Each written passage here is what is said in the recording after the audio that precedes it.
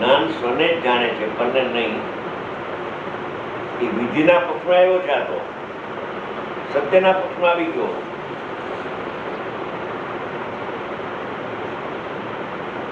પછી જ્ઞાનની પર્યાય જે નાયકની સમ્મુખ જ્ઞાનની પર્યાયને નાયકની સમ્મુખ થવામાં શું બાધક છે? નથી કરતો એ બાધક છે. પોતે પોતે કરતો નથી, બહિર્મુખ યા કરે, આને જાણો આને જાણે.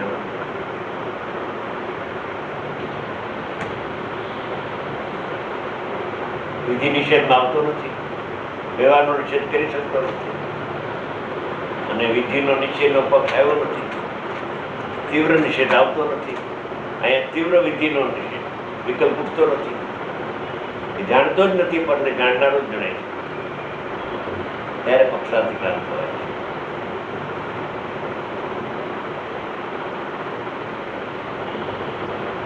પછી વિકલ્પ લઈએ.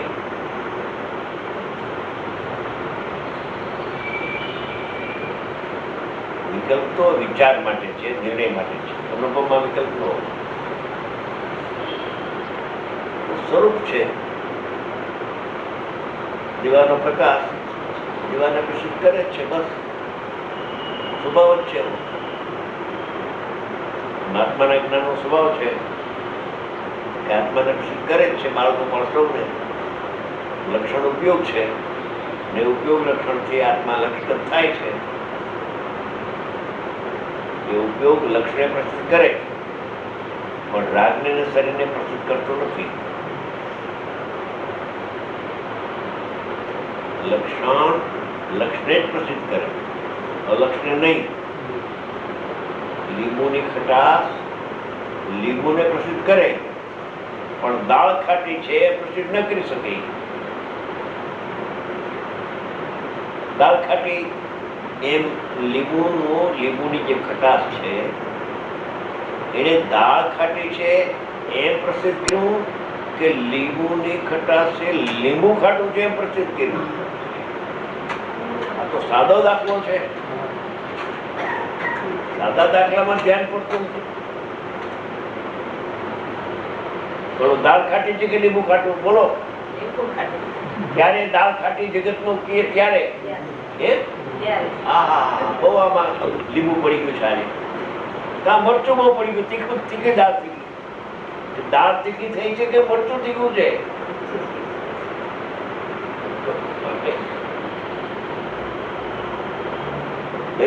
પગલે ભેદ જ્ઞાન છે, કરો તો થાય. બોલું દાળ તીખી છે કે મરચું તીખું છે? હે, મરચું તીખું છે.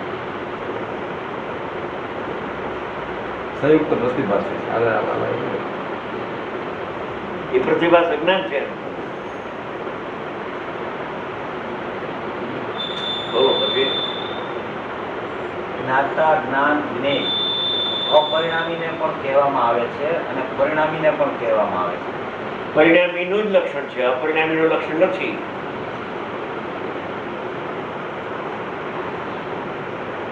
અપરિણામી એટલે જેમાં પરિણામથી રહિત છે એટલે અપરિણામી છે. અનંત ગુણથી સહિત પરિણામથી રહિત.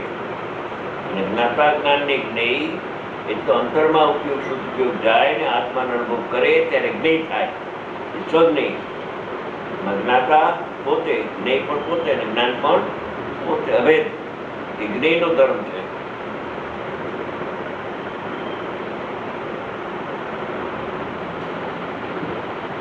બોલો.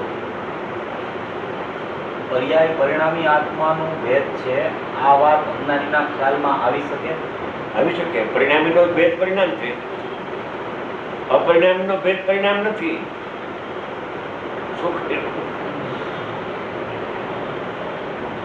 પરિણામીનો ભેદ પરિણામ છે, પણ દ્રવ્ય અપરિણામી છે. એનો ભેદ પરિણામ હોય ન હોય. એનો ભેદ કરવો હોય તો જ્ઞાન દર્શન ગુણ ત્રિકાળી એનો ભેદ છે. શ્રદ્ધા અને જ્ઞાનની સંધિ કેવી રીતે થાય? શ્રદ્ધામાં દ્રવ્ય જે લીધું દ્રષ્ટિનો વિષય પેલા લેવો કે પર્યાય માત્ર ભિન્ન છું એમ ધ્યેયનું ધ્યાન કરે. જ્યારે 13મી ગાથા પ્રમાણે કે પરિણામ માત્રથી મારો આત્મા ભિન્ન છે, અનંત ગુણથી સહિત છે, અને મારું લક્ષણ તો પરંપરાના ભાવ છે, અને નિત્ય નિરાવરણ છું, અખંડ છું, એક છું, પ્રત્યેક છું.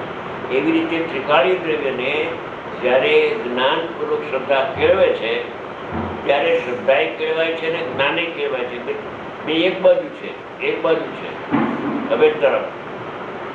ત્યારે ઉપયોગ આત્માની સન્મુખ થઈ ગયો તો શ્રદ્ધા એ થઈ ગઈ ને જ્ઞાને થઈ ગયું. ધ્યેયપૂર્વક ને સમય એક થાય. નહીં તો દ્રવ્ય ગુણ પર્યાય 3 છે. ધ્યેય તો દ્રવ્ય અને ગુણો અનંત એટલું જ છે. ધ્યેય એમાં ઉત્પાદન નથી. એટલું ધ્રુવ તે ધ્યેય છે અને ઉત્પાદન ધ્રુવ તે જ્ઞેય છે.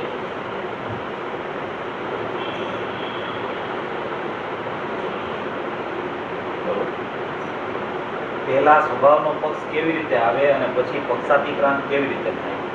સ્વભાવનો પક્ષ આવે કે આ રાગથી હું રહિત છું, રાગથી સહિત માની બેઠો છે, પર્યાયથી સહિત મહિનો છે, પર્યાયથી રહિત છું, તો સ્વભાવનો પક્ષ આવી જાય. અને સ્વભાવ ઘૂંટાતો હોય તો ઉપયોગ અંદરમાં આવી જાય. આવે અંદર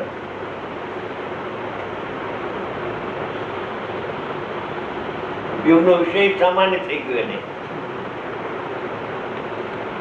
ઉપયોગનો વિષય દેવ ગુરુ શાસ્ત્ર નર્યા, ઉપયોગનો વિષય રાગ નર્યો.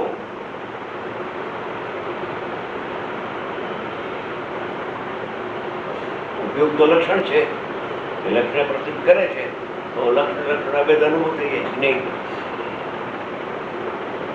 લક્ષણના બે પ્રકાર. દ્રષ્ટિના વિષયનું લક્ષણ પરંપરાનામિક ભાવ, અથવા બીજું લક્ષણ જ્ઞાન અને દર્શન ગુણ ત્રિકાળી, એ પણ એનું લક્ષણ છે ધ્યેયનું. અને જ્ઞેયનું લક્ષણ ઉપયોગ છે. ઉપયોગો લક્ષણમ તત્વસૂત્રમાં છે ને, જ્ઞેયનું લક્ષણ છે, ધ્યેયનું લક્ષણ નથી. પછી ધ્યેયને પ્રસિદ્ધ કરે તો પછી આનું લક્ષણ લક્ષણ કાંઈ છે અનુભવ પર.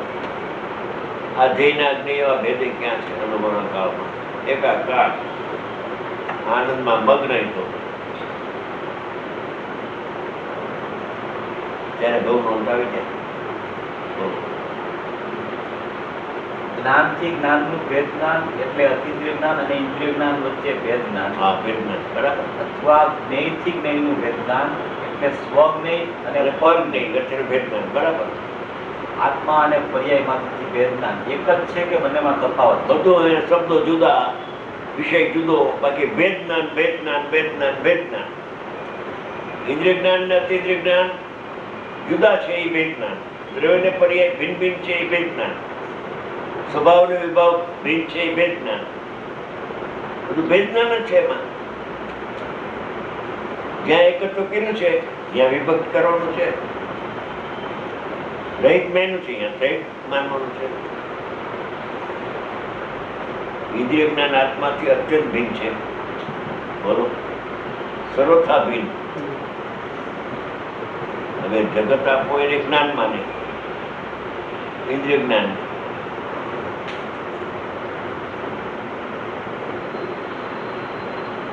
લોક વ્યવહાર છે. ઇન્દ્રિય જ્ઞાન અને જ્ઞાન કોણ કહે છે? લોક વ્યવહાર છે. એ લોક વ્યવહાર છે એટલે એક શબ્દ એવો આવ્યો કે એ વ્યવહાર છે ને એટલે જ વિધિ નિષેધનો જન્મ થાય છે.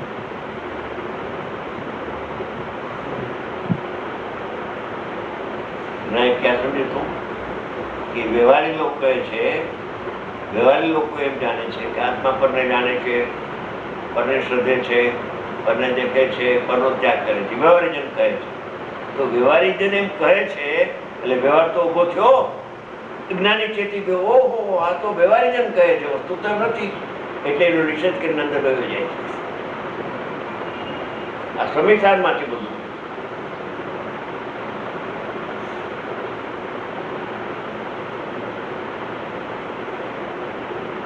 મારો પર હલ્લો આવે છે ને, આત્મા પરને જાણતો નથી જાણતો. એક ઉતારી લ્યો ને, એની 1000 કોપી કરાવી લો, નથી જાણતો આત્મા. ગુરુદેવ કે આત્મા ખરેખર પરને જાણતો જ નથી તો પછી ઉપયોગ મૂકવાની વાત ક્યાં રહી? પછી એક ને કહ્યું તમે ગુરુદેવને માનતા નથી, માનતા હો તો નિષેધ માનીએ તો છે પણ નિષેધ બસ એમ કરીને નિષેધ નથી આવતો બિચારા શું કરી માનીએ તો છે માનતા હો તો પણ એ કોઈ તારું જ્ઞેય જ નથી, આ જ જ્ઞેય છે અને એને આ જ્ઞેય જ્યારે સ્થાપિત તો ઉપયોગમાં આવી જશે અને આ જ્ઞેય સ્થાપશો તો ઉપયોગ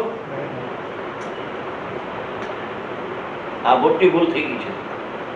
આ વાત ભીંડમાં અમે શિબિર થઈ હતી ત્યારે કરી કે જ્ઞેયને અહીંથી ઉઠાવ્યું છે અને જ્ઞેય અહીંયા થાપ્યું છે ત્યાં સુધી ઉપયોગ કોઈ દિવસ સમીકરણ થશે જ નહીં. કોઈ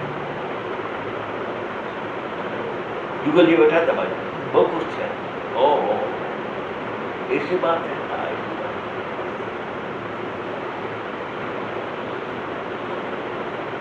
ને બાત થાય પૂછે હું જ્ઞાન ના મારું નહીં પુત્ર મારો નહીં પણ પુત્રને હું જાણું છું. જ્ઞાનનું જ્ઞેય તો થાય ને. તારું ઈ જ્ઞેય છે કે અહીંયા જ્ઞેય છે તો બરોબર.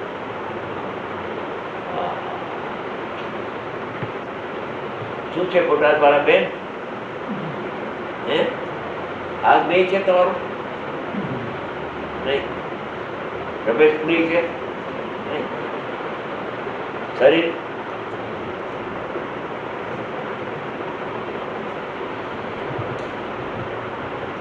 છે જ્ઞેય અહીંયા આમ બાવરો થઈને આમ જોયું બાવરો.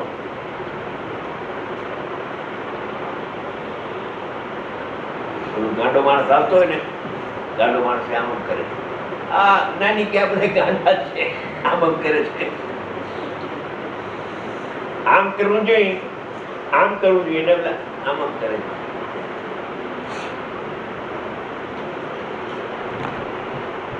થઈ ગયું છે. બોલો પરમકારી શ્રી ગુરુદેવ.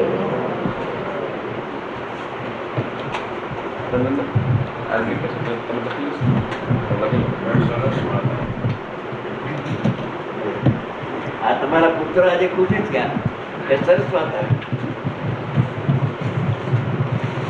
આ મોટી ભૂલ છે. રહી તો વાત છતાં સહી જ માને છે. બહુ બીજ બહુનું બીજ છે. આ દેવો જે ઉપયોગ મૂકીને જોવે એવું ઘણી વાર આવે છે.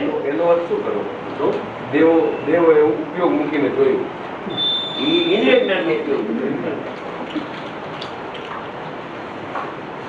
આત્મા પડતર ઉપયોગ મૂકે. એવો અવધિ જ્ઞાન છે તો અવધિ જ્ઞાન તો ઇન્દ્રિય જ્ઞાન છે. અધિક જ્ઞાન ક્યાં છે?